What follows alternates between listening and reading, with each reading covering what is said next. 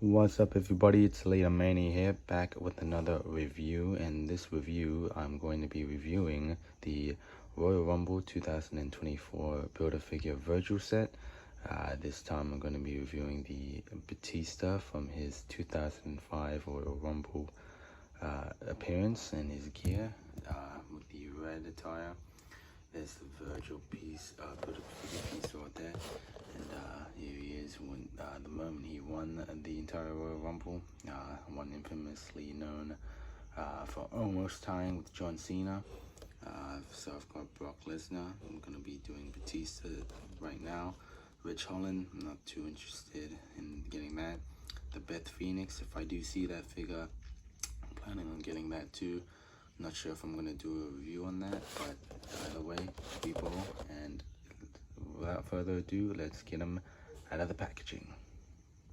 Taking at the accessories first, we're going to be talking about the thumb up and thumbs down hands, which are pretty standard for the Batista Elites. It comes with also grip holding hands for nothing actually. He can't even hold anything since he doesn't come with any other accessories aside from the fisted hands that he comes packaged in with, which is weird.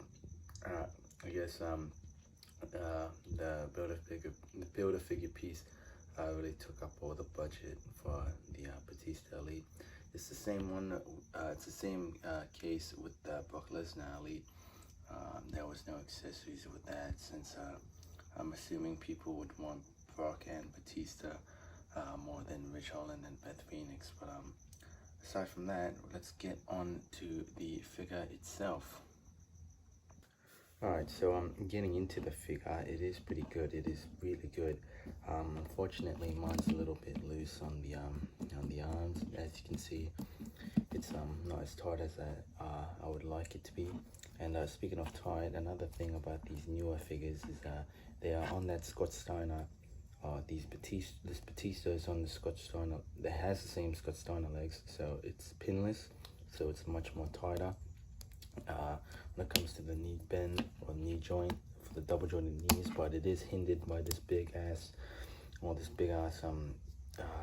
large knee pad that is accurate. It is plain. I'm not sure if I should swap it out, but again, it is accurate for the ones that he wore in that match. And the same with these boots, as he didn't wear the strapped boots until later on in 2007, I believe. But getting into the attire, it is really nice to look at. It's very crisp. It is also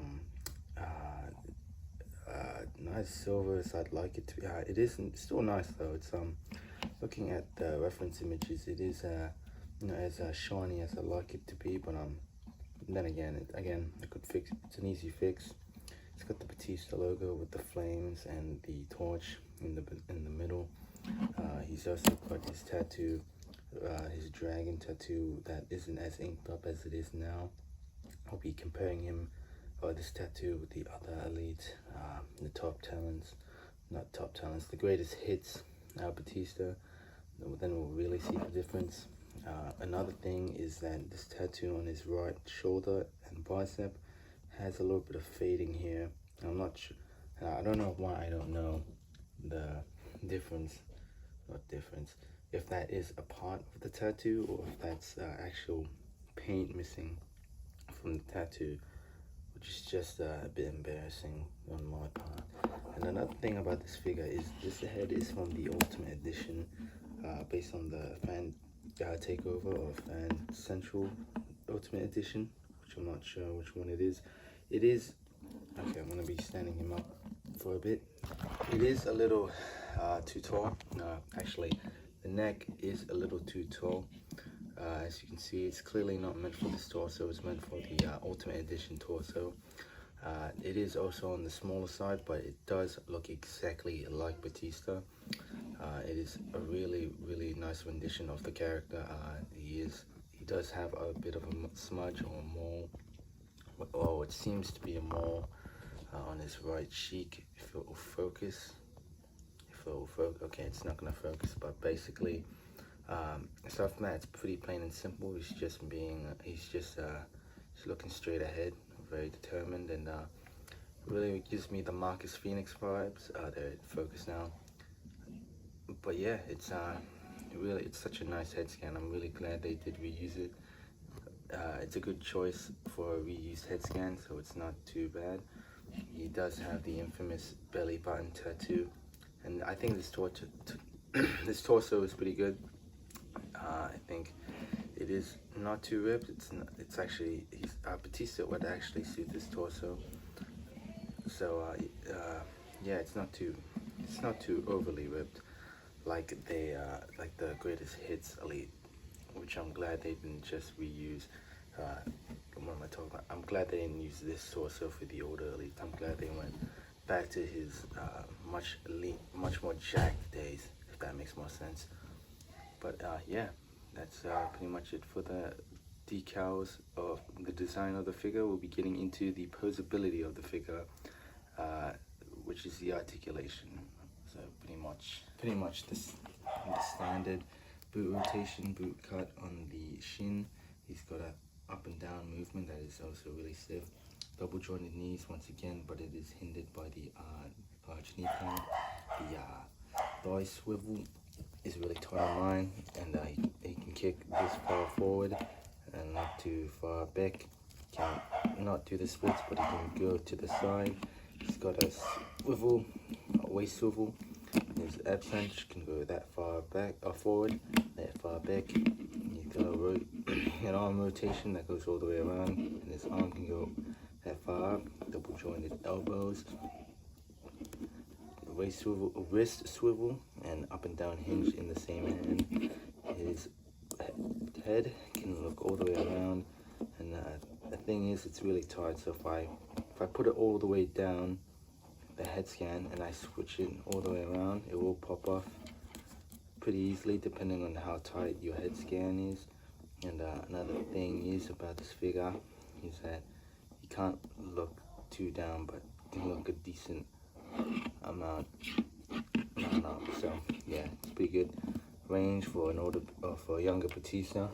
Nothing too spectacular, but yeah, it's still pretty good range in motion.